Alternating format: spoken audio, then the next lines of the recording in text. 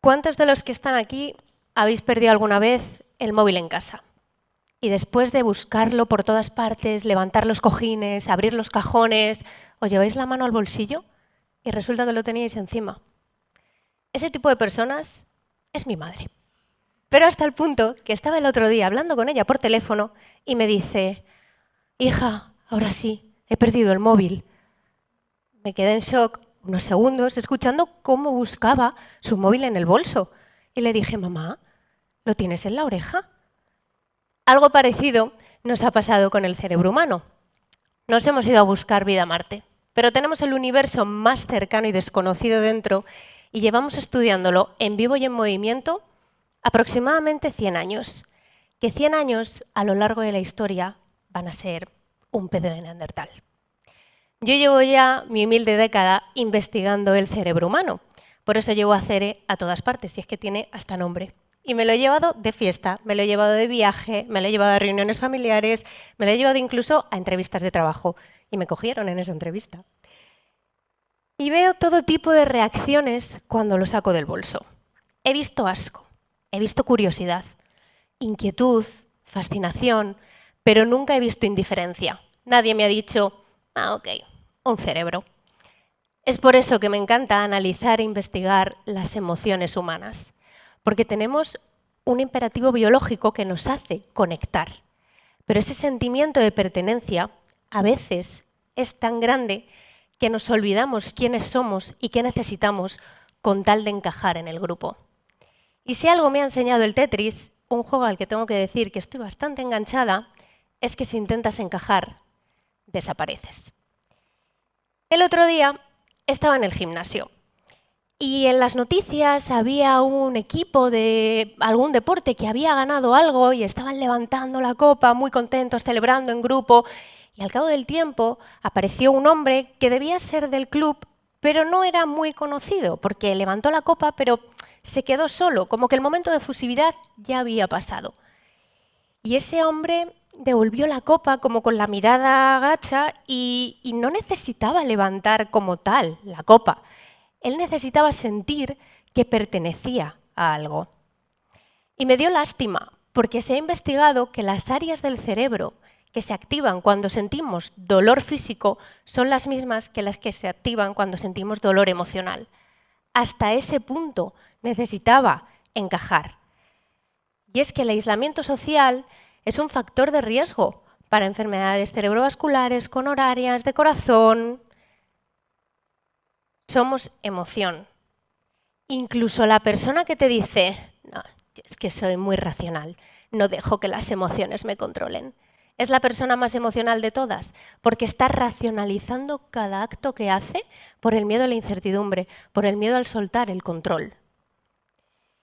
Y aún así, casi todo el mundo piensa que sabe lo que es una emoción hasta que intenta definirla. Y en ese momento prácticamente nadie afirma poder entenderla. Si me preguntáis a mí qué considero que es una emoción, os diría que es un lenguaje que hemos construido los seres vivos para aprender a comunicarnos, con la característica y la cualidad de que aunque lo hablemos de forma diferente, nos podemos entender.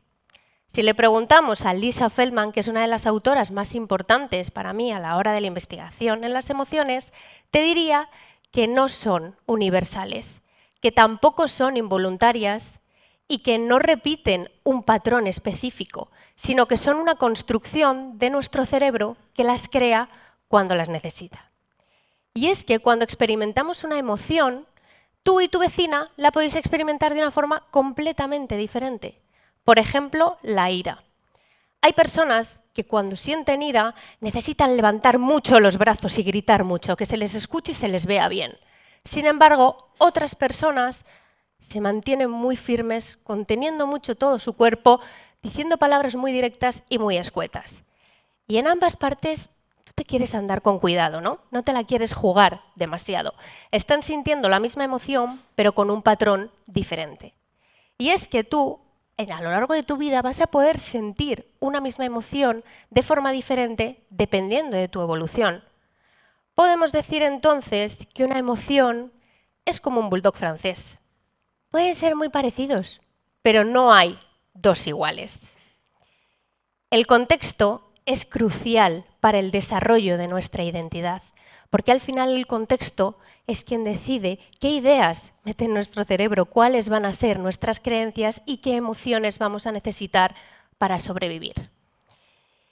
Cuando hablo de contexto, me refiero a tener vínculos de familia y de amistad sanos, tener un buen trabajo, tener acceso a calidad en la educación, tener una buena atención médica, tener una vivienda digna a la que poder llamar hogar y no un zulo de 30 metros por el que te quieran cobrar más de 1.000 euros. Eso es un buen contexto. Como podemos ver, es casi más difícil encontrar un buen contexto que la ansiada media naranja. Pero entonces, ¿qué relación tiene el contexto y las emociones? Al final, nuestro cerebro está siempre intentando predecir el futuro en base a experiencias pasadas, a sentimientos que hayamos tenido y utiliza las emociones para que nos ayude a posicionarnos. Si, por ejemplo, vemos esta imagen de aquí, podemos predecir que al otro lado puede haber alguien que quiera ir corriendo a darle un abrazo a esta mujer tan amable. Sin embargo, en esta imagen podemos predecir que hay alguien que también quiere salir corriendo, pero seguramente en dirección contraria. Hemos predecido lo que va a pasar sin tener toda la información en base a las emociones y las experiencias que hemos tenido previamente en nuestra vida.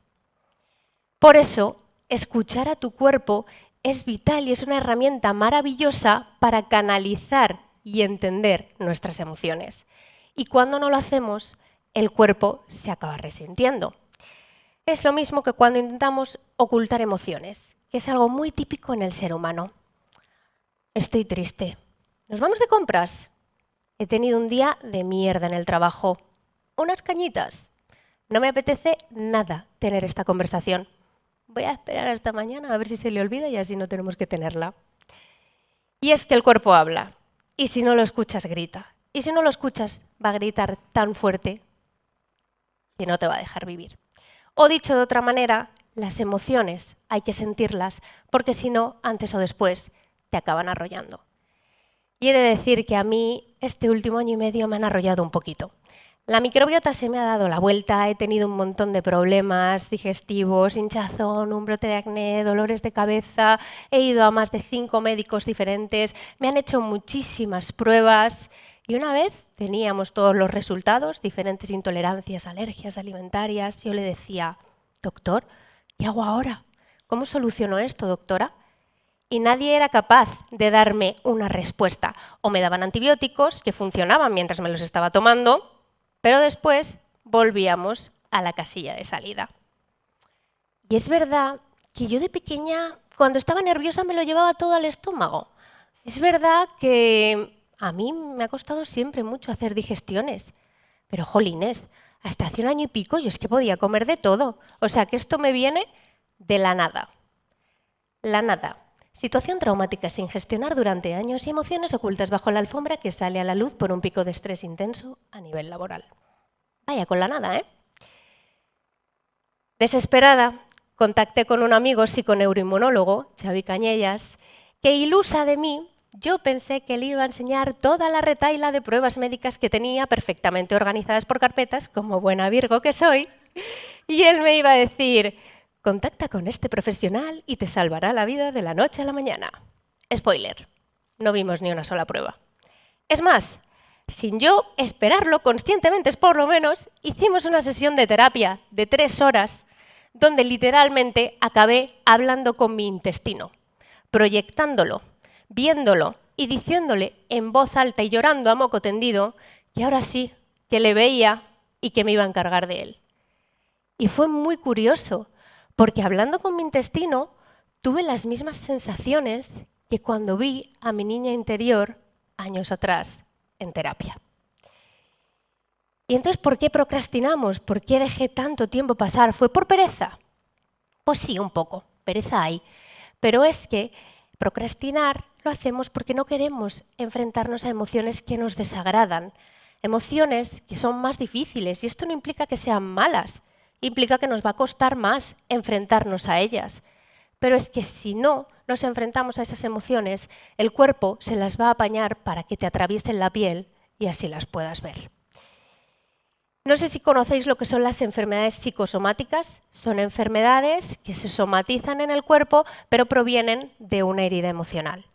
Pues cuando estás nervioso y te vas por la pata abajo, te sale un brote de acné, cuando tienes mucha ansiedad y se te paraliza la cara. Esas son las enfermedades psicosomáticas. Y hablando con mi prima Emma, que ella es médica de familia y es la mejor médica que te puedes echar a la cara, porque aparte de ser muy buena, es muy empática, me dijo: yo es que la mayoría de gente que viene a consulta siento que no necesitan pastillas, necesitan hablarlo. Pero es que, ¿cómo somos los pacientes, no? Llegamos al médico ya con toda nuestra sintomatología dada o incluso con nuestro tratamiento porque le hemos preguntado a ChatGPT cómo tenemos que solucionarlo y le decimos al médico qué debería mandarnos. Pero todo esto alejado completamente de la emoción, como si fuese algo muy aparte. Y la salud y la enfermedad son factores que se regulan por la biología, la psicología, lo social. No hay una línea tan grande que los separe.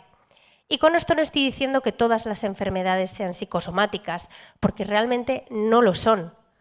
Pero cómo nos enfrentemos a una enfermedad sí que va a afectar a cómo la vayamos a vivir. Al igual que la medicación también nos va a hacer más o menos efecto cuanto mayor o menor sea la confianza que tengamos con el médico. Y por eso es tan importante traer las emociones al consciente, entender que no hay emociones positivas o negativas, sino que todas tienen una función adaptativa y que las hemos construido en nuestro cerebro por supervivencia. Si, por ejemplo, alguien en el trabajo coge una idea que es tuya y se la presenta al jefe, la ira te hará luchar por lo que considera que es justo. Si te acaba de dejar el amor de tu vida, la tristeza te hará mirar hacia adentro y ver cosas que seguramente no hubieses encontrado de otra forma. Si estás en una reunión online en el trabajo, te dejas el micro abierto y sueltas alguna burrada, la vergüenza se encargará de ponerte en tu sitio y recordarte cuáles son los marcos y las reglas sociales para que no te despidan. Entonces, ¿somos 100% responsables de nuestras emociones? Pues no del todo, porque cuando éramos pequeños no podíamos controlar qué ideas, qué creencias, no podíamos controlar cuál era nuestro contexto y cuáles iban a ser las emociones que necesitásemos desarrollar para sobrevivir. Pero como adultos tenemos más control y podemos ser más arquitectos de nuestra propia experiencia, aunque a veces el contexto no nos lo ponga del todo fácil. No podemos cambiar de emoción a chasquido de dedo. No podemos pasar de la ira a la felicidad en cuestión de segundos, pero podemos entender cuáles son las emociones que nos llevan al límite. Por ejemplo, a mí, coger un avión me pone bastante nerviosa. Mi paciencia hace y se reduce a esto. Incluso he llegado a contestar mal a la persona con la que me iba de viaje. Y no saber gestionar una emoción nunca te da derecho a tratar mal a nadie. Entonces, ¿qué hago? Pues intento modificar todo lo que está en mí para que no me lleve al límite. Le digo a la persona con la que viajo que por favor no me haga la broma de que se le ha olvidado el pasaporte en casa cuando estamos en el aeropuerto, porque seguramente no me haga gracia. Y que es muy probable que estar 4 horas antes en el aeropuerto sea exagerado, pero media hora antes quizás sea muy poquito. Llegar a acuerdos con el contexto que te rodea te va a ayudar mucho para no llegar al límite esa emoción que no sabes controlar también. Y no te voy a engañar, es muy difícil dejar que te atraviese la emoción. Es muy complicado permitirte ser vulnerable. Es mucho más fácil contar tu vida como espectador en vez de protagonista, pero el amor propio se basa en tomar la decisión buena, aunque sea la difícil y no la fácil. Espero que estéis bien y si no, que abracéis vuestra emoción. A celebrar. Gracias.